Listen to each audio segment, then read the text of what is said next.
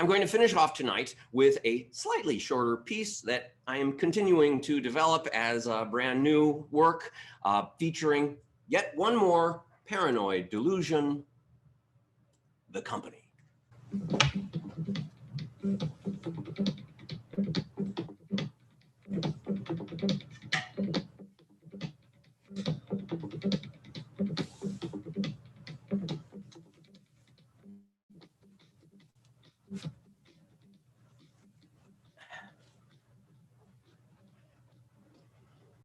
It was good to work for the company.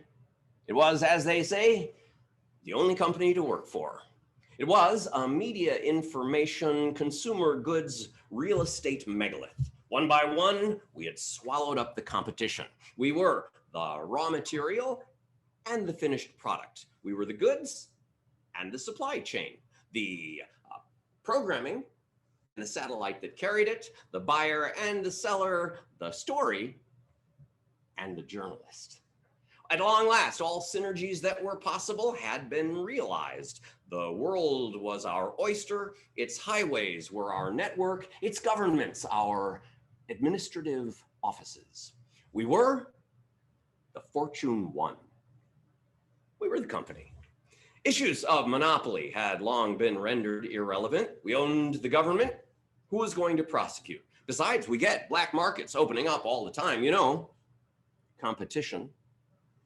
Technically, the government was an independent entity. They voted on things and could vote whatever way they wanted to, in theory.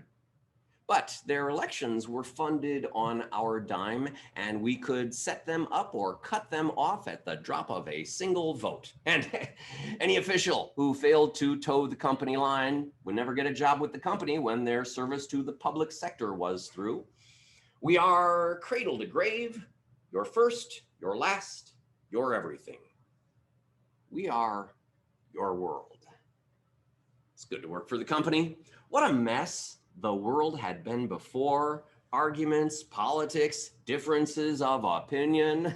But now it's really just all investment strategy.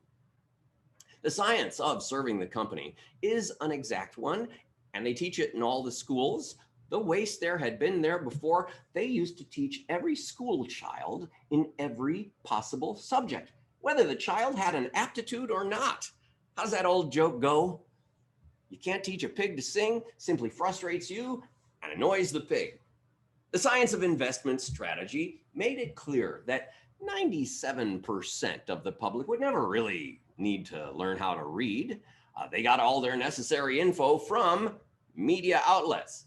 And since the company owned the media outlets, the public made for a well-informed electorate. Of course, they get to play the game of investment strategy too. Do they want a larger house or a big car, a wall-sized TV or a whirlpool spa? Everybody gets to play at that game. Some simply playing on a much smaller board. My own personal board had grown much bigger. The top 1% of the top 1%. My education is as complete as educations get. Even managed to indulge in some arts training along the way. Of course, most artists are simply craftspeople. An actual artist lives somewhere in the bottom 1%. But there are artist craftspersons who reach up as high as 75 from time to time. They provide a service which is, at times, highly specialized. Actually met a few artists back in the day. They struck me as the greatest waste of education imaginable.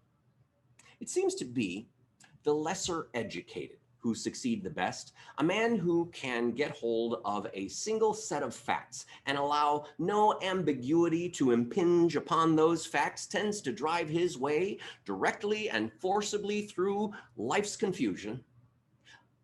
The most damaging insult of all, intellectual. Break that one out and we are talking broken glass and busted noses. Over the years, the various slogans have come and gone. My favorite has always been many nations, one company.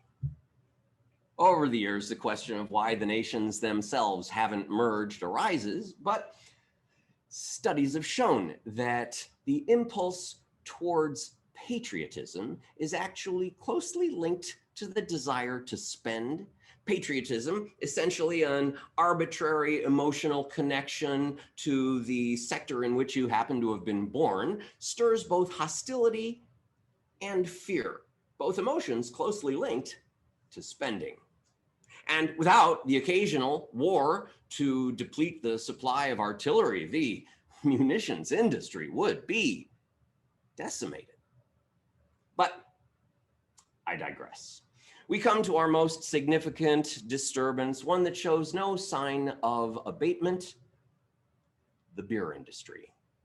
It seems that brand loyalty is a hugely motivating factor among beer drinkers. And yet the company thrives on synergy and efficiency. Our question has always been, how do we capitalize on brand loyalty without cannibalizing our own product?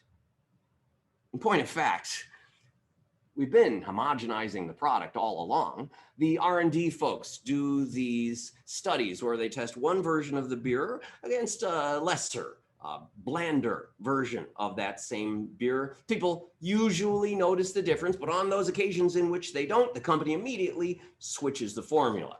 They then proceed to test that cheaper version against other cheaper versions, which effectively ratchets down the expense of the product until it actually costs less than water to bottle the stuff.